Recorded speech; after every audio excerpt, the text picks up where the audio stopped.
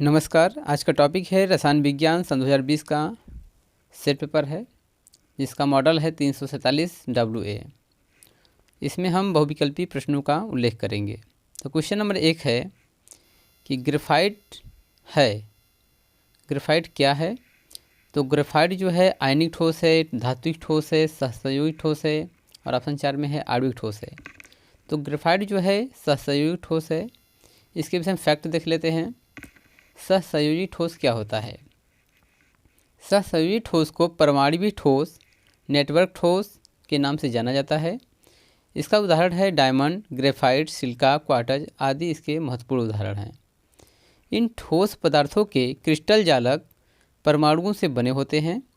परमाणविक ठोसों में परमाणु प्रबल सहसंयोगी बंधों द्वारा जुड़ा होता है।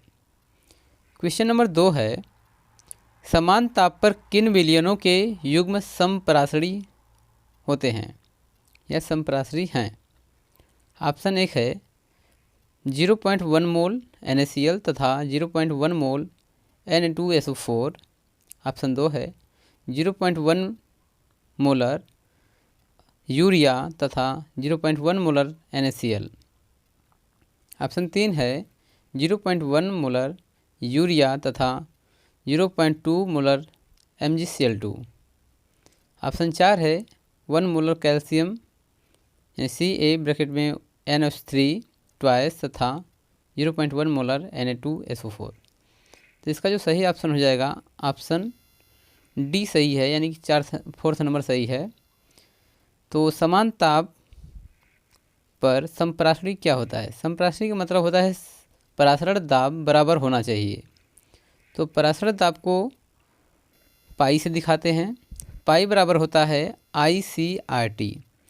आई उल्लेख करता है आयनों की संख्या, C से सांद्रता, T से ताप और जो R है गैस नियतांक है। R की जगह हम यस का भी उल्लेख कर सकते हैं, परंतु वहाँ पर विलयन रहेगा। तो यहाँ पर R और T जो हैं एक नियतांक हैं, यानी फिक्स रहेंगे। तो पाई प्रोपोर्शनल टू IC हो जाएगा। तो यहाँ पर ऑप्शन 1 है कि 0.1 मोलर नमक तथा 0.1 मोलर Na2SO4। तो यहाँ पर IC अगर हम देख रहे हैं कि यहाँ पर जो सांद्रता है 0.1 है दोनों का, परंतु NaCl का जो आयन की संख्या है यहाँ पे 2 है। क्लोरीन के पास 1 है और सोडियम के पास 1 है। परंतु यहाँ पर Na2SO4 में यहाँ पर 3 आयन की संख्या होगी और दोनों का मल्टीप्लाई करने पर 0.2 और 0.3 आएंगे, जो यहाँ पर असत्य हैं। पहला ऑप्शन नहीं होगा। ऑप्शन नंबर 2, यहाँ पर भी इनके मोलों और आयनों का जो गुणनफल है 0.1 है और 0.2 है, अतः यहाँ पर ये ऑप्शन भी क्रॉस हो जाएगा। ऑप्शन 3 है आयनों की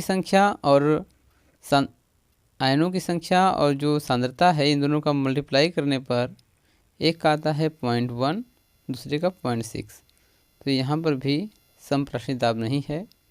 ऑप्शन नंबर 4 है कि 0.1 मोलर Ca ब्रैकेट में NO3 ट्वाइस तथा 0.1 मोलर Na2SO4। इसका जो परासरण दाब है पाई का मान 0.1 मल्टीप्लाई 3, इसका 3 आयन हो जाएगा, जो मल्टीप्लाई करने पर 0.3 आएगा और यहाँ 0.1 मल्टीप्लाई 3 और ये दोनों जो हैं परासरण दाब बराबर हैं, अतः ऑप्शन नंबर 4 सही रहेगा। नेक्स्ट क्वेश्चन है, क्वेश्चन नंबर ग है पहला का। 4 धातुओं ABCD के मानक इलेक्ट्रोड विभव क्रमशः दिए गए हैं। Plus 1.5 volt, minus 2.0 volt. C का दिया है प्लस 0.34 तथा D का दिया है माइनस 0.76 वोल्ट।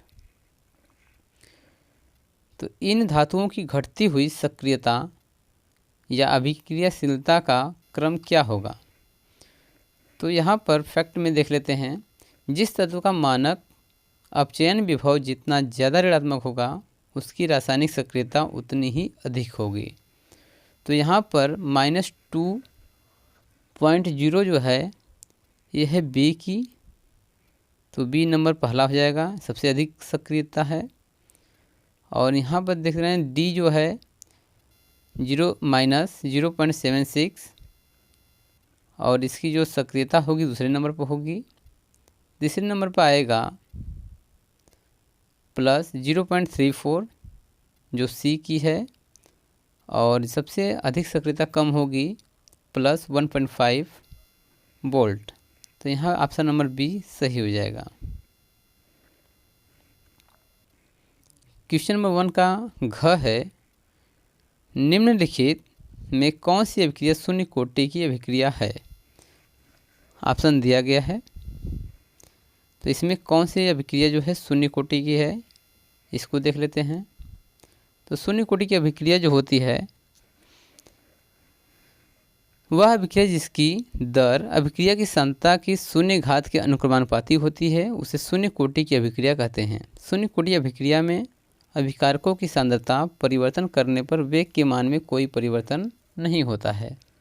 जैसे एग्जाम्पल है ब्रोमीन की एसीटोन से क्रिया, तो Br2 + CH3COCH3 सनकिलाइट में BrCH2COCH3 + HBr बनाता है।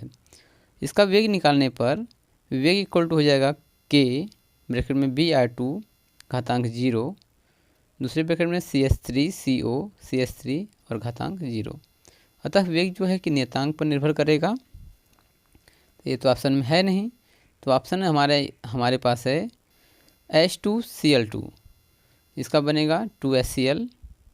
अभिक्रिया की कोटि एक प्रायोगिक राशि है, अतः H2Cl2 बनेगा 2HCl। तो रेट दर निकलेगा, इसका दर हो जाएगा K ब्रैकेट में H2 घातांक 0 Cl2 घातांक 0, अतः रेट निकल कर आएगा K स्थिरांक हो जाएगा। तो ऑप्शन डी जो है सही हो जाएगा।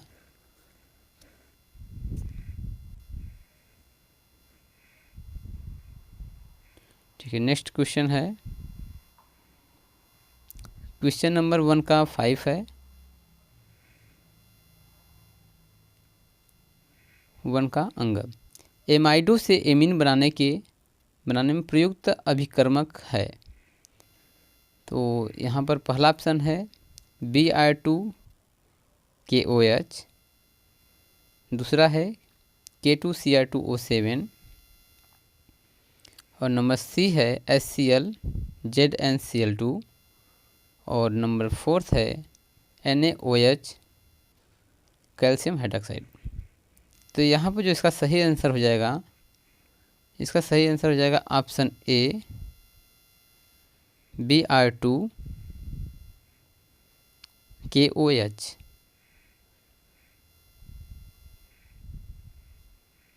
जो इसकी थ्योरी बनेगी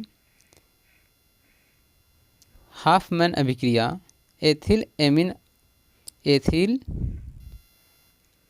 एमीन हाफमैन ब्रोमोएमाइड अभिक्रिया द्वारा बनते हैं। इस विधि में अभिकर्मक के रूप में ब्रोमीन और पोटेशियम हाइड्रोक्साइड के साथ गर्म किया करते हैं, जिससे एथिल एमीन बनता है। जो अभिक्रिया बनेगी C2H5CONH2 जो प्रोपिओनेमाइड है, और इसको Br2 ब्रोमीन और पोटेशियम हाइड्रोक्साइड के साथ गर्म करते हैं तो एथिल एमीन का निर्माण होता है। तो यहाँ पर अभिकर्मक के रूप में लिया गया है Br2KOH, यानी कि ऑप्शन नंबर 1 सही हो जाएगा। क्वेश्चन नंबर 1 का च है, आखिरी क्वेश्चन है कि राइबोफ्लेविन किसका नाम है। तो राइबोफ्लेविन जो होता है ये विटामिन बी का नाम है, विटामिन B2 का नाम है। तो विटामिन B2 को राइबोफ्लेविन के नाम से भी जानते हैं। इसकी कमी से तंत्रिका संबंधी बीमारियां होती हैं, जिसमें एनीमिया और हृदय रोग भी होता है। साथ ही इसकी कमी से त्वचा का फटना, आँख का लाल होना, बाल का झड़ना आदि समस्याएं भी हो सकती हैं। तो विटामिन B2 के स्रोत क्या क्या हैं? दूध, अंडा, मछली, लाल मिर्च, पालक, मटर, ड्राई फ्रूट्स इत्यादि।